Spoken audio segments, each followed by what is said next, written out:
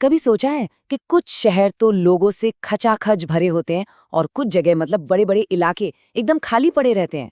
तो आज हम इसी बुनियादी लेकिन मजेदार सवाल की तह तक जाएंगे कि भाई दुनिया की आबादी इस तरह से ऊपर नीचे क्यों बटी हुई है। चलिए, इस बात को समझने के लिए ज्योग्राफर जॉर्ज बी क्रेसी की एक बहुत ही गहरी बात से शुरुआत करते हैं।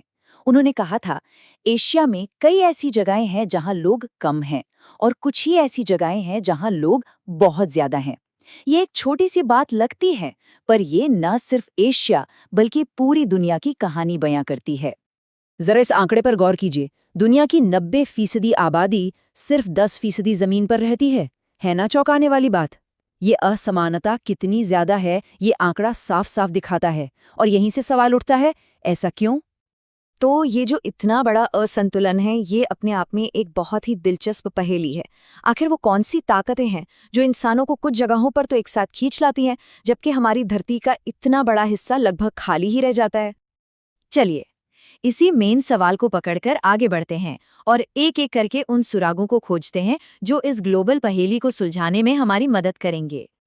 अब किसी भी पहेली को सुलझाने के लिए कुछ टूल्स तो चाहिए होते हैं, है ना?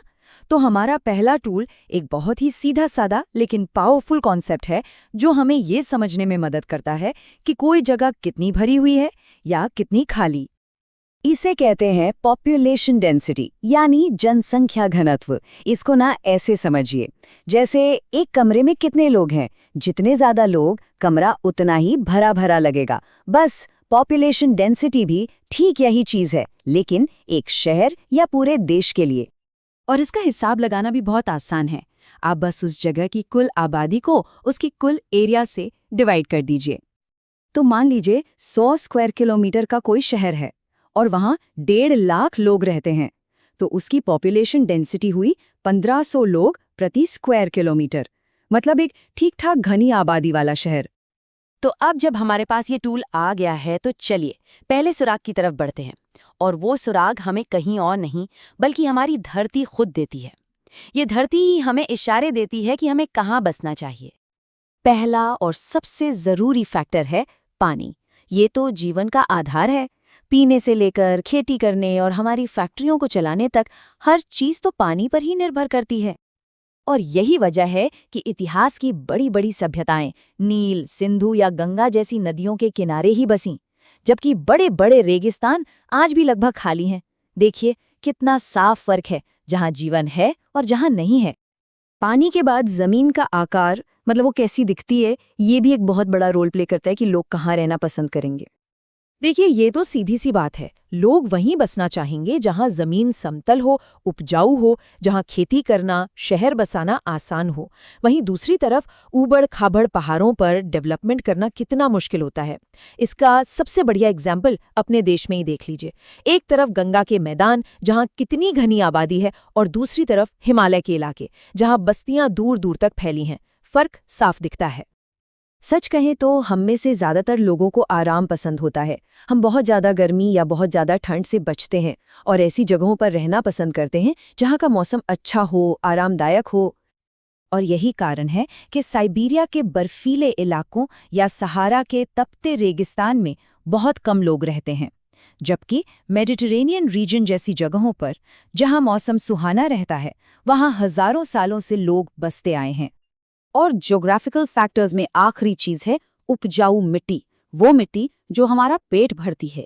जहां अच्छी मिट्टी होगी वहां खेती अच्छी होगी, और जहां खेती अच्छी होगी वहां ज्यादा लोग रह पाएंगे। तो पानी, जमीन और मौसम, ये तीनों मिलकर जनसंख्या के फैलाव की नींव रखते हैं। लेकिन सिर्फ कुदरत ही ये तय नहीं करती कि हम कहाँ रहेंगे। हमारे समाज और हमारी इकोनॉमी भी एक चुंबक की तरह काम करते हैं, जो लोगों को कुछ खास जगहों की ओर खींचते हैं। कभी गोल्ड रश के बारे में सुना है? जब कहीं कीमती खनिजों का पता चलता है, तो वो उस जगह की पूरी काया पलट कर सकता है। इसे ज्योग्राफर्स कहते हैं पुल फैक्टर, मतलब एक ऐसी चीज जो लोगों को अपनी ओर खींचती है। जिन इलाकों में खनिज पाए जाते हैं, वहां माइनिंग और इंडस्ट्रीज आ जाती हैं, और इससे पैदा होती है नौकरियां।